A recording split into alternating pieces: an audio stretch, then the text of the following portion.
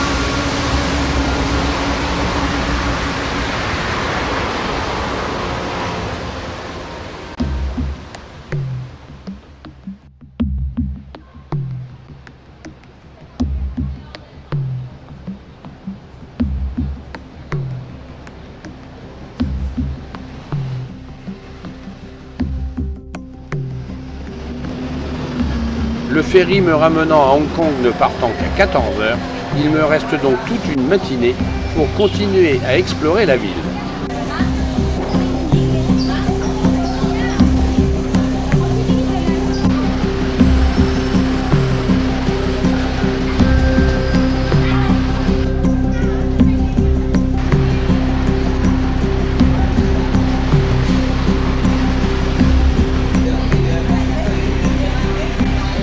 Les Chinois aiment beaucoup l'or. On trouve donc de nombreuses bijouteries à travers toute la ville. Le fin du fin étant d'offrir un petit porcelet à sa bien-aimée.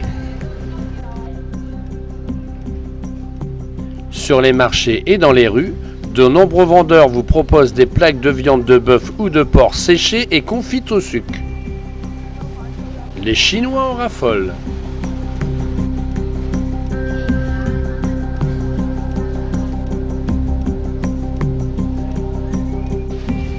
Dans les pays asiatiques, les produits proposés sont toujours très frais, puisque vivants juste avant d'être cuisinés.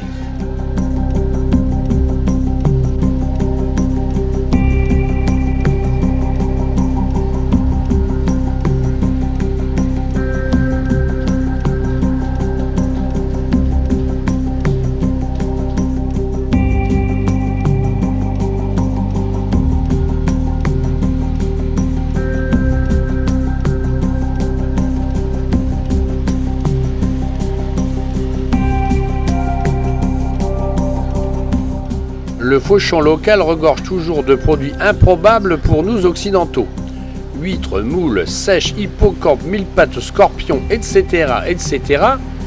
Tous à sécher au soleil.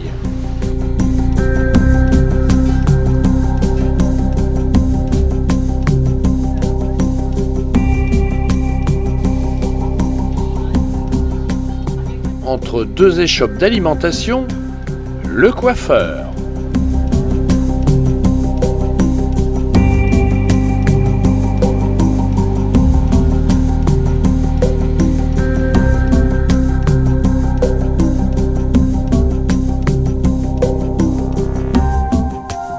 Bien sûr, tous ces produits peuvent être pilés, réduits en poudre, infusés, mais là nous nous approchons de la pharmacopée chinoise.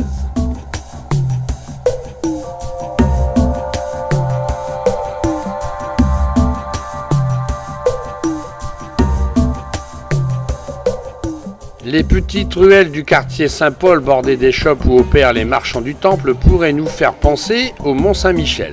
Même ambiance. Quant au pavage des rues, il nous rappelle étrangement Rio ou Lisbonne. Tradition portugaise.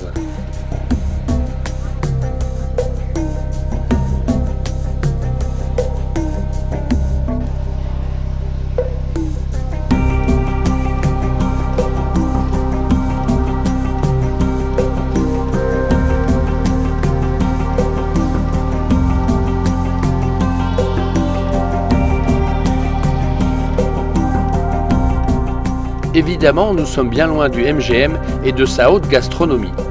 Mais croyez-moi, c'est pas mal quand même.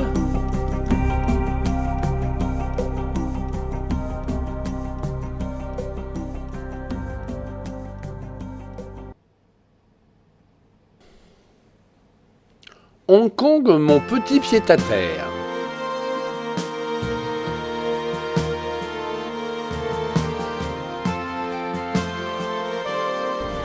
Hong Kong est pour moi une vieille connaissance puisque c'est pour la 3e fois que j'y viens.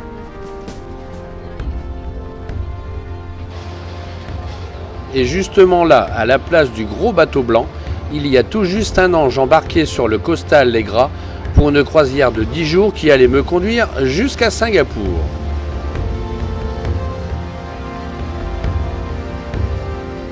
Et je prends tout de suite le ferry pour Hong Kong Island, qui est un peu le Manhattan chinois.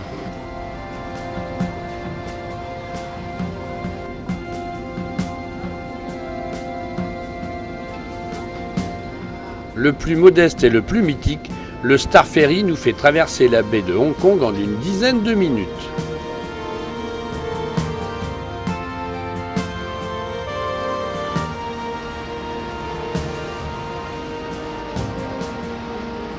Ville moderne au gratte-ciel vertigineux, au lieu du shopping et de la vie nocturne, cette ville, dit-on, fait tourner la tête. On la surnomme la perle de l'Asie.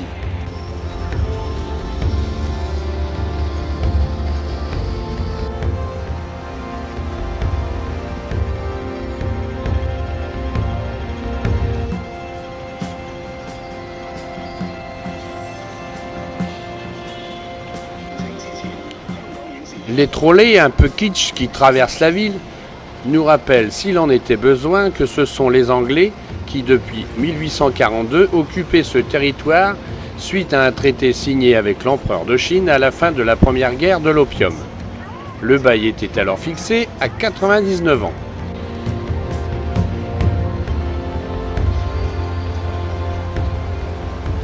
Rétrocédé en 1997 à la Chine, Hong Kong bénéficie d'une constitution qui lui est propre et de sa monnaie.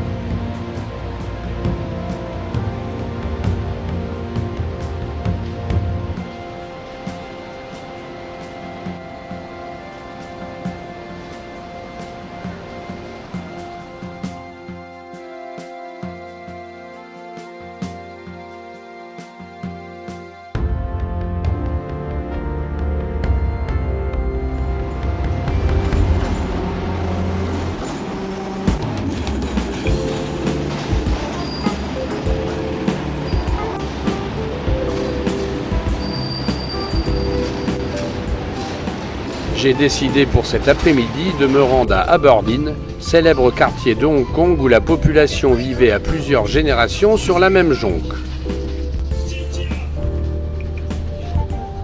C'est là que notre bébelle nationale, dans son célèbre film Les Tribulations d'un Chinois en Chine, voltigeait de jonque en jonque, poursuivi par la mafia chinoise. Il y avait à cette époque des milliers de jonques.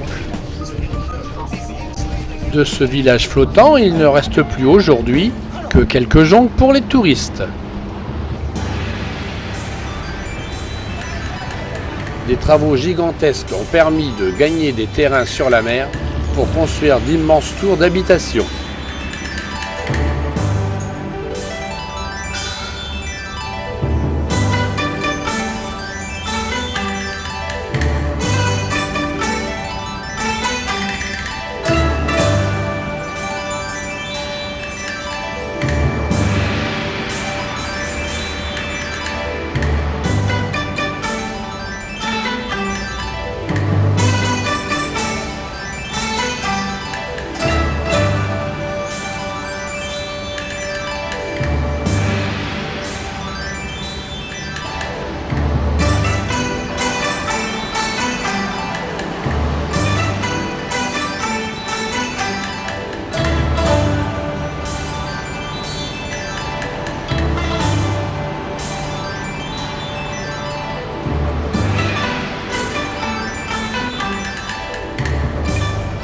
Mais Aberdeen est d'abord un port, alors j'embarque pour une petite croisière à travers les quelques rares jonques qui sont encore présentes, à côté des yachts et autres Chris-Craft qui sont maintenant majoritaires.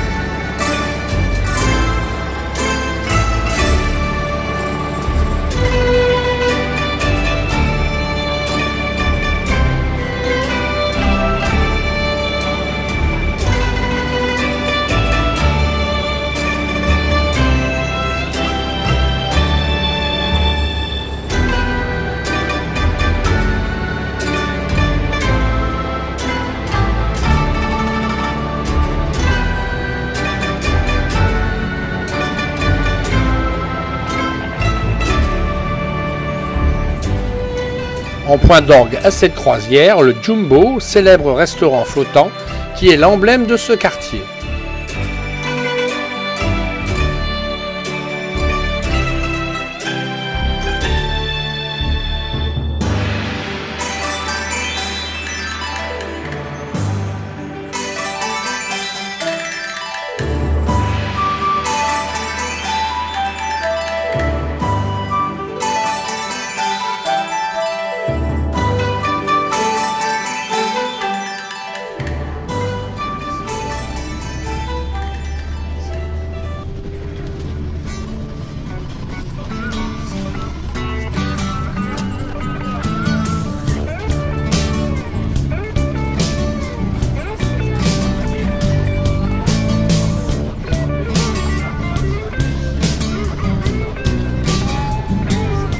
De retour dans le quartier des affaires, je ne résiste pas longtemps à l'envie de m'offrir un petit tour de trolley afin de remonter l'axe central de Hong Kong.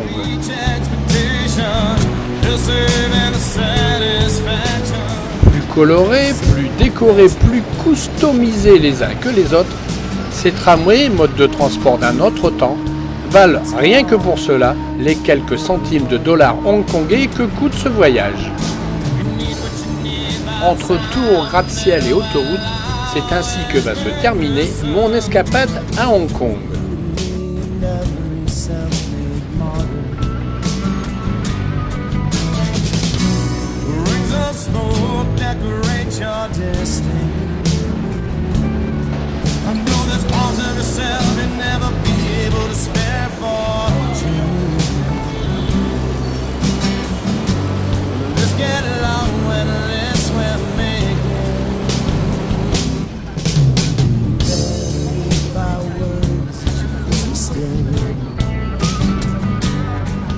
Avant de reprendre le Star Ferry qui me ramènera à Kowloon, l'autre grand quartier de Hong Kong, un dernier coup d'œil sur cette mégapole futuriste et ses travaux gigantesques qui se poursuivent sans cesse. Travaux qui laissent à penser que si d'aventure je devais un jour revenir dans cette ville, je devrais y trouver un changement considérable. À voir.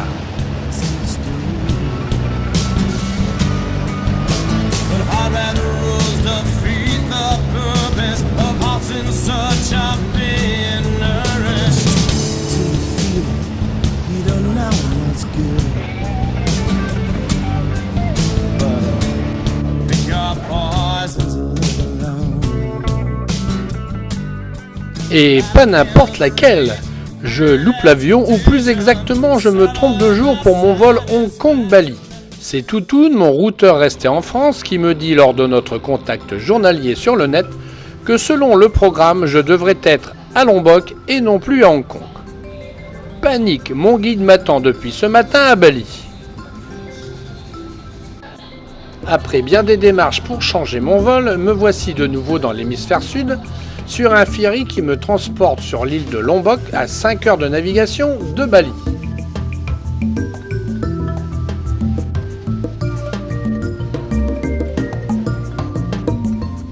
Après toutes ces émotions, je retrouve calme et sérénité, voguant sur une mer apaisée, au soleil couchant.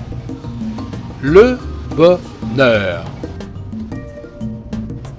Bon, je vous passe les détails. Je débarque à 11h30, mon guide et mon chauffeur m'emmènent dardard jusqu'à l'hôtel, 1 heure de route et j'ai toujours pas mangé.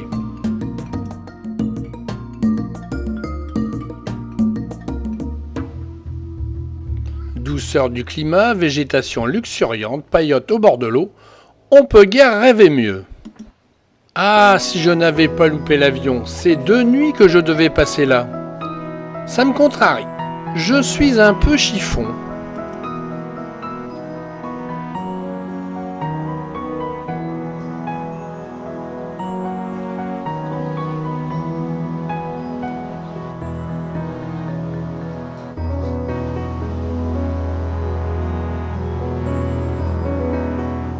L'heure c'est l'heure, le programme prévoyait un départ à 9h, il est 9h.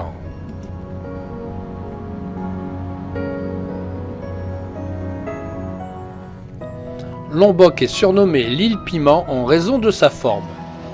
Moins touristique que Bali sa voisine, elle offre néanmoins de magnifiques paysages de rizières et de superbes plages de sable blanc. D'une superficie de 5200 km², sa population de 2,5 millions d'habitants est quasiment toute musulmane. L'agriculture et la pêche sont les principales activités de cette île plutôt pauvre.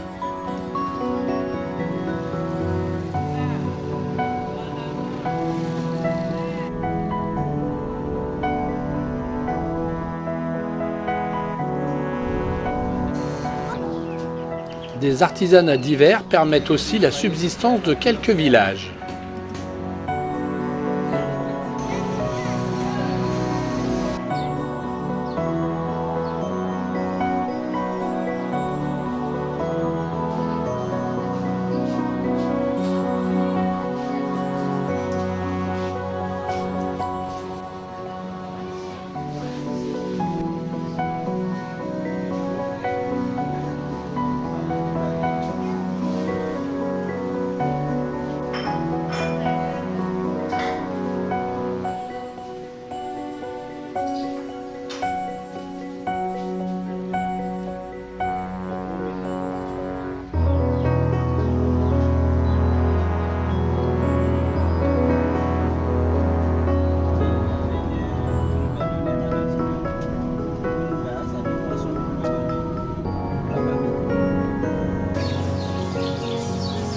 Les routes sont souvent bordées de petits marchés locaux où l'on rencontre des étalages parfois étranges, mais toujours des petites cuisines en plein air qui vous servent toute la journée, de petites collations toujours très colorées et toujours très parfumées.